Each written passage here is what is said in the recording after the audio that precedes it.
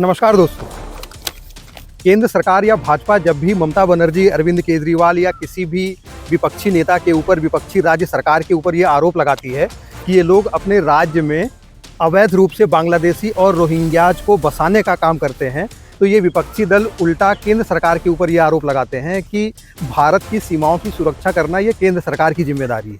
इसलिए किसी को भी अवैध रूप से भारत में एंट्री ना मिले ये सुनिश्चित करना भी केंद्र सरकार का काम है।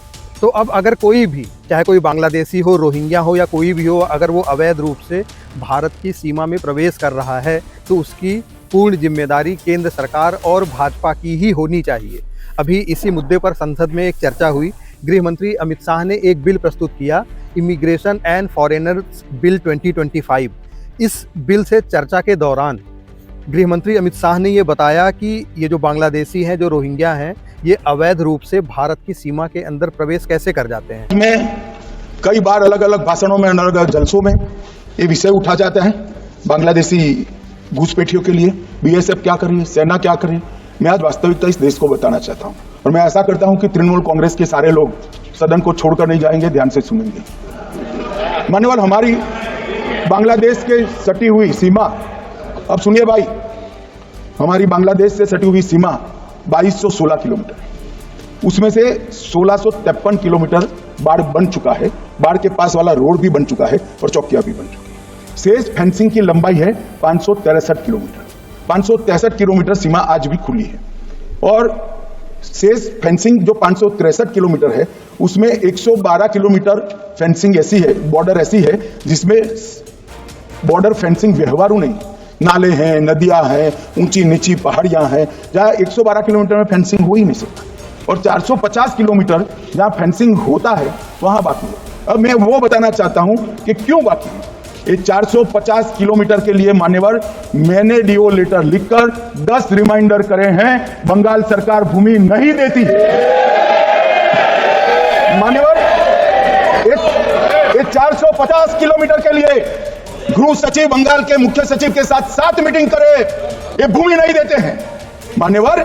जहां फेंसिंग लगाने जाते हैं सत्ताधारी पार्टी का कैडर आकर हुड़दंग करता है, धार्मिक नारे लगाता है। और मान्यवर, मैं कहना चाहता हूं कि ये 450 किलोमीटर फेंसिंग रुकी है तो केवल और केवल बंगाल सरकार की दया की दृष्टि घुसपैठियों के पर जो है इसके कारण। और मान्यवर, इससे आगे ये 450 किलोमीटर शायद ये भाषण सुनकर ममता जी भूमि दे भी दे तो हम खत्म कर देंगे, फिर भी 112 किलोमीटर खुली सीमा रहती है मान्यवर। जब आप 2000 किलोमीटर बाढ़ बना देते हो और 112 किलोमीटर नहीं बनाते हो तो कई बार तो ये 2000 किलोमीटर के कोई मायने नहीं। आदमी को घुसने के लिए कितनी जगह चाहिए। तो 112 किलोमीटर जो नदी है, नाले हैं, एक कठिन भौगोलिक परिस्थिति है, वहां से लोग आते हैं।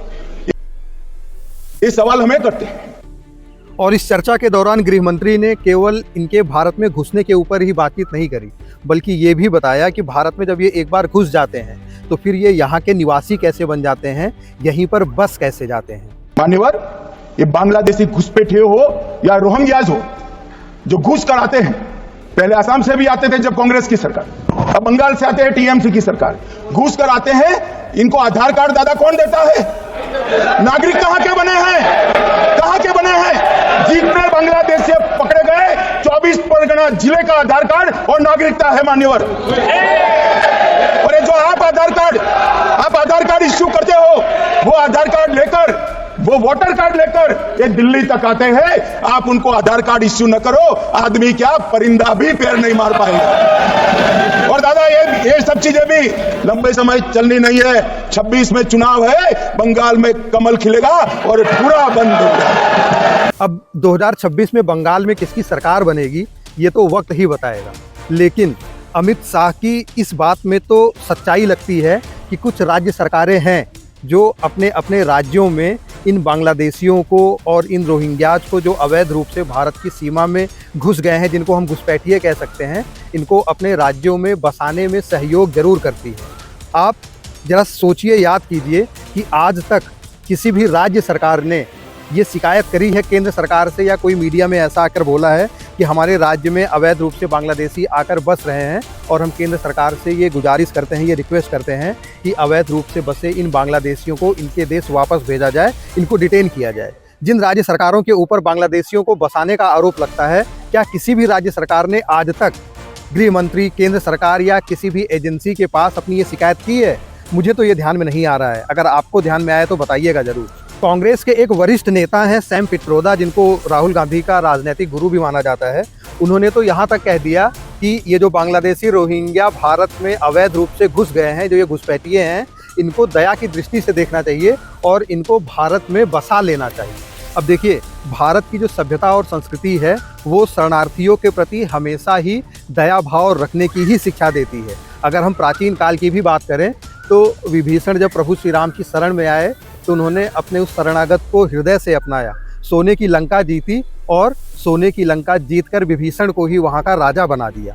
अगर हम आधुनिक भारत की भी बात करें तो यहाँ पर जो भी शरणार्थी आए, भारतवासियों ने उनको सहृदय अपनाया। हमारी सीमाएं हमारी संस्कृति ने बनाई है और कई देशों तक इसको विस्तृत करने का काम हमारे पुरखों ने किया है। और भारत का शरणार्थियों के प्रति एक इतिहास रहा है। पर्सिया से आक्रांताओं ने भगा दिया, पारसी दुनिया में कहीं नहीं गए, भारत में आए और आज सुरक्षित रहे। दुनिया की सबसे माइनॉरिटी अगर कोई विश्व में सम्मान के साथ रहती है कोई देश में तो मेरे भारत में रहे। इजराइल से भी यहूदी भागे तो भारत में आकर रहे। और अभी मोदी जी के कालखंड में भी आसपास के देशों से 6 प्रताड़ित समुदायों के नागरिक को भी सीएए के कर शरण देने का काम भारतीय जनता पार्टी। तो अब यहाँ पर एक वैलिड क्वेश्चन ये भी उठता है कि जब भारत की सभ्यता संस्कृति ऐसी है कि अगर हमारी शरण में कोई आ जाए, कोई शरणागत हो जाए तो उसको सहृदय अपना लेना चाहिए, तो अब इन शरणार्थियों के ऊपर, इन इमिग्रेंट्स के ऊपर इतनी सख्ती के लिए ये नया बिल केंद्र सरकार क्यों लेकर आ रही है? आखिर भाजपा हमेशा भारतीय सभ्यता संस्कृति की बात करती है, तो फिर अब शरणार्थियों के ऊपर इतनी सख्ती क्यों? इसका जवाब भी गृह मंत्री अमित शाह ने संसद में दिया।